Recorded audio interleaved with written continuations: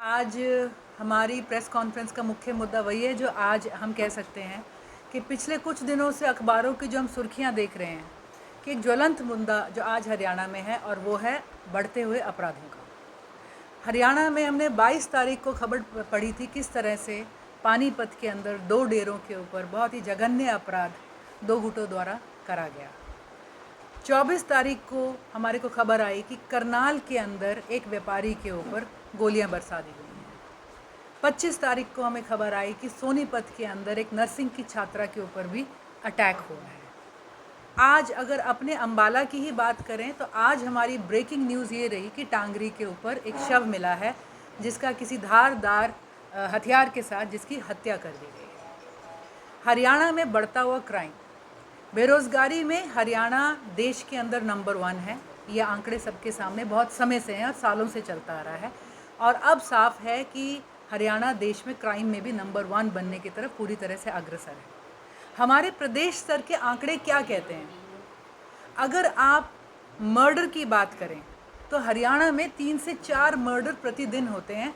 हम देश में मर्डर्स के जो रेट है, मर्डर रेट में नंबर 2 पर है। अगर आप रेप्स की बात करें हरियाणा के अंदर तो हरियाणा में कम से कम 5 रेप प्रतिदिन हो रहे हैं। रेप रेट के हिसाब से हम देश के अंदर फिर से सेकंड नंबर पर आते हैं। अगर आप किडनैपिंग्स की बात करेंगे तो हरियाणा के अंदर प्रतिदिन 10 किडनैपिंग्स आज की तारीख में हो रही हैं और इस मामले में हम देश के अंदर तीसरे नंबर पर हैं।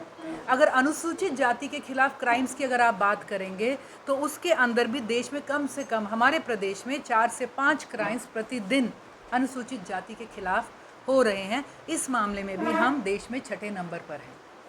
एक सर्वे आया था पीछे जिसका जो हमारी सोशल प्रोग्रेस इंडेक्स है, जो सामाजिक प्रगति का हमारा सूचांक है, जिसे हमारे पीएम ऑफिस से रिलीज़ किया जाता है।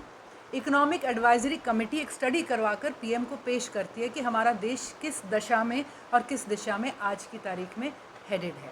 उस सर्वे ने साफ साफ कहा कि देश का आज की तारीख में सबसे असुरक्षित प्रदेश हरियाणा है और मैं समझती हूँ बेरोज़गारी के साथ ये हाथ में हाथ जो क्राइम चल रहा है यही हमारे भविष्य को, हमारी सुरक्षा को कहीं ना कहीं धकेल देगा। सब जानते हैं कि महिलाओं के खिलाफ क्राइम हरियाणा में 27% बढ़ा है और ये हमारे जनवरी की एक रिपोर्ट के अंदर बताया गया था। जो हमारे हरियाणा का हालात है, समाज के क्राइम एक तरफ, आज जिस सरकार को लोगों ने चुन के बहुमत में बिठाया है भाजपा जिन क्राइम्स के खिलाफ आवाज़ उठाते हुए सत्ता में आई थी, जिस स्वर्णिम काल का, जिस अमृत काल का वादा प्रधानमंत्री जी साल दर साल हमारे साथ कर रहे हैं, आज साफ होता चला जा रहा है कि कम से कम हरियाणा के अंदर तो ये अमृत काल आज आपातकाल से बिल्कुल भी कम नहीं है।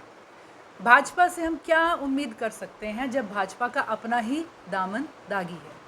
हाल ही में आप महिला कोच वाला प्रकरण देख लें जिसके अंदर एक मंत्री पद पर जो हमारे एक नेता बैठे हुए थे और किस तरह से जब एक महिला ने इंसाफ की गुहार लगाई प्रदेश की सरकार से, न्याय प्रणाली से, मुख्यमंत्री साहब से, तो आज हर कोई जानता है कि मंत्री साहब, उनका दफ्तर, उनकी नौकरी बरकरार है, लेकिन महिला के ऊपर जो चार्जेस लगा दिए गए हैं, जिस तरह से उसके डिपार्टमेंट का कंधा इस्तेमाल कर कर उस पर फायरिंग करी जा रही है, साफ जाहिर है कि हमारे यहाँ पे बेटियों की कोई इज्जत, कोई असमत, कोई हमारी उनकी अहमियत किसी भी तरह की नहीं है।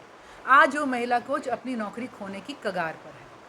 अगर हम देखें और भी हमारा एक मीडिया में प्रचलित मुद्दा रहा है किस तरह से भाजपा के अपने अधिकारी आज नहीं तो कल खबरों में सुर्खियां बना रहे हैं भ्रष्टाचार और ठगी के मामलों से जुड़े हुए। वहाँ पर भी अगर हम देखेंगे ठीक जिस तरह से मंत्री जी के साथ हुआ है उसी तरह से पदाधिकारियों के पद भी बरकरार रहते हैं और जो भी कार्रवाई करी जाती है वो ड्यू प्रोसीजर नहीं होता। समय से पहले अरेस्ट हो जाती है, समय से लेट एफआईआर होती है और नटशेल रिजल्ट ये निकल कर आता है कि पुलिस को दोबारा से कार्रवाई करनी पड़ रही है। जुडिशियल कस्टडी में एक ठगी के केस में अपने हाथ में एक जो है जिनके ऊपर आरोपित हैं उन्हें लाने के लिए ताकि उनसे सवाल जवाब करे जा सके। बेटी बचाओ बेटी पढ़ाओ का नारा भाजपा ने दिया था। आज हम ये निसंदेह कह सकते हैं कि बेटी बचाओ तो छोड़ो, आज हरियाणा में खुद को बचाओ की हालत आ गई है और जब हमारे मुख्यमंत्री के मुंह से ये शब्द जाने अनजाने में निकलें कि सरकार हर किसी की सुरक्षा नहीं कर सकती, तो मैं समझती हूँ इससे दुर्भाग्यपूर्ण और इससे चिंताजनक शब्द और स्थिति आज हरियाणा की जनता के लिए नहीं हो सकती। आज हम गृह मंत्री जी के गृह क्षेत्र में बैठे हैं। आज ही यहाँ पर एक मर्डर ने सुर्खियाँ बनाई हैं। यहाँ पर बहुत से मुद्दे और भी हवा में उठे हुए हैं। आज हम हमारे गृह मंत्री से, आज हम हमारे प्रदेश के मुख्यमंत्री जी से गुहार लगाते हैं कि कृपया करके बातों में ना रखें, ज़मीन पर भी इस न्याय, इस सुरक्षा को, इस बचाव को उतारें। पुलिस की कार्यशैली पर और सरकार की नीति पर जो आज सवाल उठे हुए हैं, मुस्तैदी से कदम उठाकर सारी सुरक्षाओं को सुनिश्चित करते हुए, आज महिला सुरक्षित नहीं, कोई वर्ग सुरक्षित नहीं, व्यापारी सुरक्षित नहीं, बच्चियां सुरक्षित नहीं, तो इन सारी चीज़ों को देखते हुए आज हम उनसे सवाल भी करते हैं कि कहाँ गए आपके वादे, कहाँ गया हमारा अमृतकाल, कहाँ गए वो सारे नारे। और हम आज उन्हें कहना चाहेंगे कि जल्द से जल्द आप अपनी व्यवस्था को दुरुस्त करें आने वाले साल में, वरना जो प्रदेश की जनता है वो भाजपा सरकार को दुरुस्त ज़रूर कर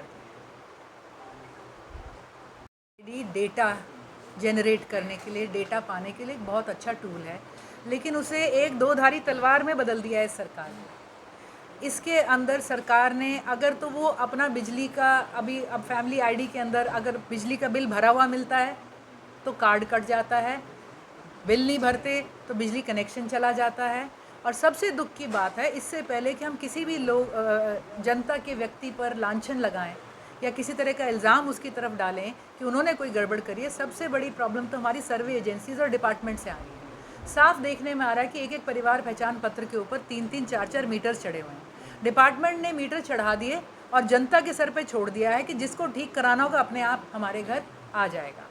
कोरोना काल से अगर आप देखेंगे, लोगों को मीटर्स, ब्रेकडाउन्स, स्लैब्स का बेनिफिट नहीं मिल रहा है। 3-3 महीने, 6-6 महीने के जब बिल आते हैं तो उसके अंदर स्लैब बेनिफिट क्लियर ही नहीं रहता है। हर महीने कुछ यूनिट किस रेट पे मिलते हैं, अगले यूनिट किस रेट पे मिलते हैं, आज उपभोक्ता को कुछ नहीं मालूम। उसके ऊपर से एक्स्ट्रा एनर्जी चार्ज, उसके ऊपर से एडवांस चार्ज, उसके ऊपर से कोई ना कोई सेस डालते चले जाएंगे। घरों के बिल अब लोगों ने जोड़े हैं, अब घरों के बिलों के अंदर डोर टू डोर कलेक्शन का कूड़ा का बिल जोड़ना शुरू कर दिया है, जबकि कलेक्शन कहाँ हो रहा है ये सब जानते हैं।